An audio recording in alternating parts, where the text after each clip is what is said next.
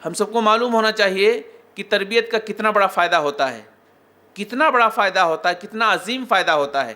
بڑی مشہور روایت ہے، اکثر آپ سنتے رہتے ہیں۔ اللہ کے نبی علیہ الصلوۃ والسلام فرماتے ہیں اذا مات الانسان انقطع عنہ عمله الا من ثلاث صدقۃ جاریۃ او علم ينتفع به او ولد صالح يدعو له، کہ جب ابن آدم اس دنیا سے چلا جاتا ہے تو سارے عمل منقطع ہو جاتے ہیں، ساری چیزیں ختم ہو جاتی ہیں، مگر 3 عملوں کا سلسلہ باقی رہتا ہے۔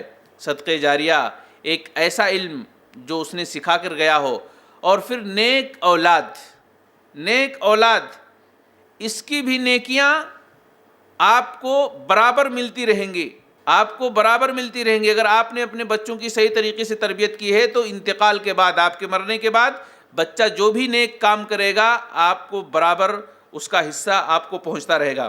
اسی طریقے سے اس کو ایک حدیث کے ذریعے سے اور سمجھنے کی کوشش کرتے ہیں۔ اللہ کے نبی علیہ الصلوۃ والسلام فرماتے ہیں کہ ترفع للمیت درجہ یوم القیامہ، کہ قیامت کے روز ایک آدمی کا درجہ بہت اونچا بلند کیا جائے گا، حالانکہ اس کا مستحق نہیں ہوگا، اس کے لائق نہیں ہوگا وہ، لیکن اس کا درجہ بہت اوپر رہے گا۔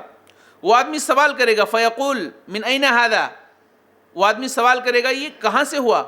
ہمارے اعمال تو اس لائق نہیں تھے کہ ہم اتنی اونچی بلندی کو پہنچ جائیں، جنت کے اعلیٰ مراتب کو طے کر لیں، ہماری نیکیاں اور ہمارے اعمال تو ایسے نہیں تھے۔ تو اللہ کہے گا ان ولدک استغفر لک، کہ یہ تمہارے بچوں کی تربیت کا نتیجہ ہے، دنیا کے اندر جو تم نے اپنے بچوں کی تربیت کی تھی یہ اس کا نتیجہ ہے، وہ تمہارے لیے دعائے خیر کرتا تھا، تمہارا بچہ تمہارے آنے کے بعد نیک عمل کرتا تھا، تمہارے لیے دعائیں کرتا تھا، تو ان دعاؤں کی برکت سے میں نے تمہیں اتنا اونچا مقام عطا کیا ہے۔ کتنا بڑا فائدہ ہے۔ دنیا میں تو فائدہ ہو یا نہ ہو، بہت سارا تو الٹا ہی ہو جاتا ہے، ماں باپ بیچارے پریشان ہو جاتے ہیں جو ہے اعلیٰ تعلیم دلا کر کے، بڑھاپے میں سہارا بننے کے بجائے بے سہارا بن جاتے ہیں۔ دنیا میں ایسی بہت ساری مثالیں ہیں، لیکن اگر دینی اعتبار سے آپ نے تربیت کی تو اس کا بہرحال ہر حال میں فائدہ ہے، کہیں بھی خسارہ اور کہیں بھی نقصان نہیں ہے۔ محمد الرسول اللہ صلی اللہ علیہ وسلم کی حدیث بیان کرتی ہے کہ نقصان کہیں بھی نہیں ہے، ہر حال میں فائدہ ہی ہے۔ دنیاوی اعتبار سے اگر آپ بچے کو اس کو آگے بڑھانے کی کوشش کرتے ہیں، تعلیم کے میدان میں، انگریزی اسکول کے حوالے سے یا کسی بھی حوالے سے، ہو سکتا ہے بچہ آپ کا فرمان بردار بنے، اور ایسا بھی ہو سکتا ہے کہ اس کے اپوزٹ ہو، آپ کا نافرمان بن جائے، ایسی بہت ساری مثالیں ہیں۔ لیکن اگر دینی اعتبار سے اس کی تربیت کرتے ہیں تو ہر حال میں اس کا فائدہ ہی ہے، اور یہ حدیث بھی آپ کے ذہن میں ہونی چاہیے۔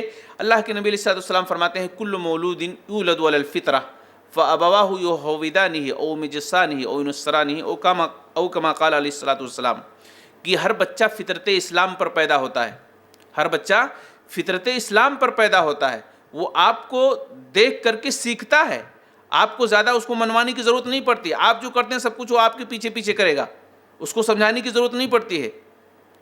کل مولود یولد علی الفطرہ، ہر بچہ فطرت اسلام پر پیدا ہوتا ہے، کسی کا بھی بچہ ہو۔ اب اس کے والدین کیا کرتے ہیں؟ اگر چاہیں تو اسے یہودی بنا دیں، چاہیں تو اسے نصرانی بنا دیں، چاہے تو اسے مجوسی بنا دیں۔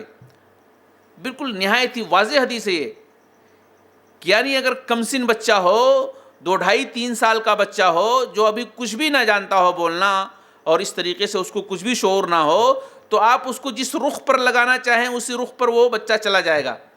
اگر آپ اس کو انگریزی بولنا سکھائیں تو انگریزی میں بات کرے گا، عربی میں بات کرنا سکھائیں تو عربی میں بات کرے گا، آپ کی جو زبان ہے اس زبان میں بات کرانا سکھائیں اس کو، وہ بات کرے گا۔ یعنی جس طرف بھی اس کو موڑنا چاہیں اتنا نرم اور نازک ہوتا ہے کہ وہ مڑ جائے گا۔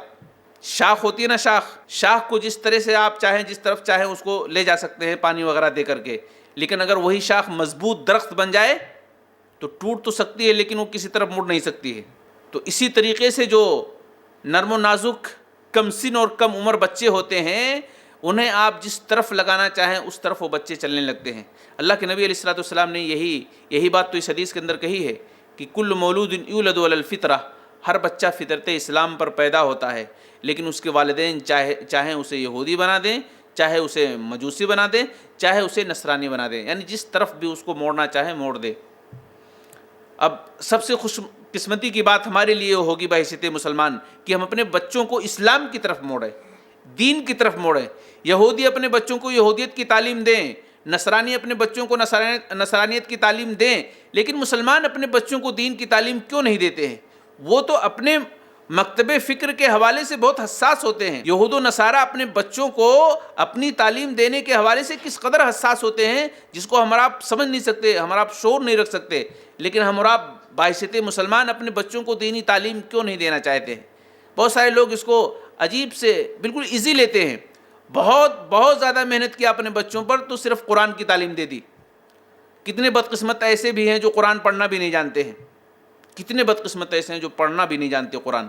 آپ کیا کریں گے؟ دنیا تو آپ کی بن جائے گی, کسی بھی طرح سے بن جائے گی, حلال طریقے سے بھی بن جائے گی, حرام طریقے سے بھی بن جائے گی, لیکن وہ دنیا کیسے آپ بنائیں گے؟